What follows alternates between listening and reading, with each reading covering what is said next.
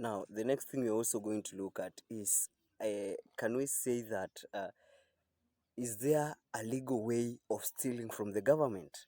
Is there any way you can get money from the government without providing services, or without or just having those works done but stealing? For me, the answer is yes. Number one, you remember most of the government things are almost inflated. They are overpriced.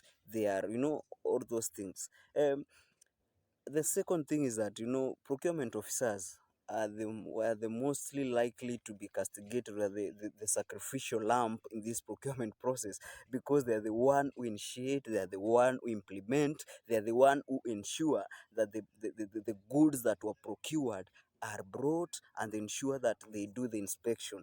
How do these procurement officers get themselves out? Remember the Constitution, remember the Public Procurement and Disposal Act 2015. It is the guiding, or it is the procurement Bible that guides the procurement officers.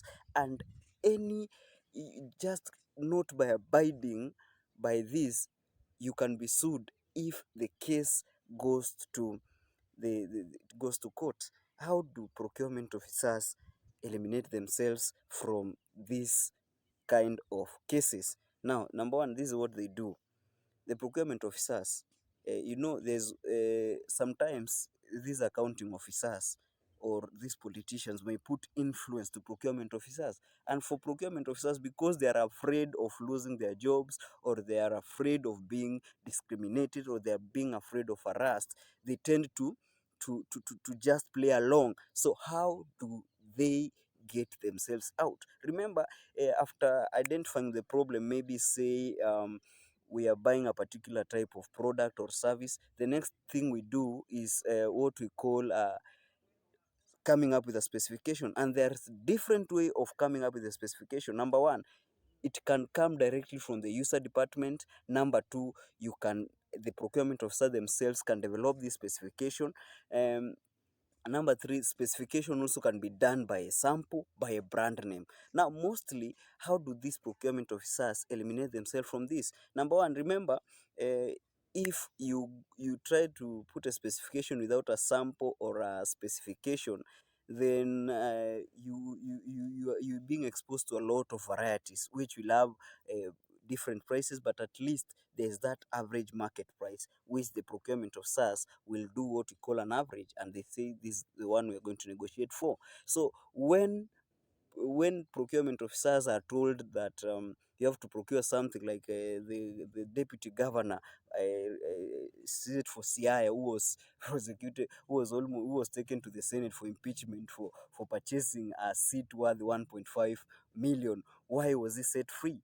Why was he not impeached? Number one is because procurement officers, when they find themselves in this situation, what do they do? This is what they do. They specify by sample, or they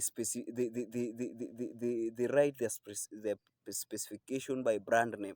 Now, when you do this, you are trying to eliminate a lot of competitors, and the prices tend to be according to how that brand puts it.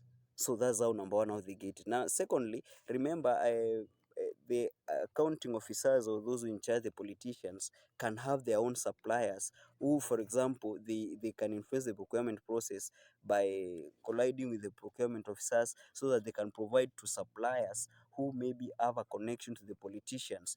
Once they are provided with this information that will enable them to win contracts, what do? They are promised of a kickback. For example, that we listened from Oparanya, who received kickbacks from those six companies that were given tenders worthy 2 billion.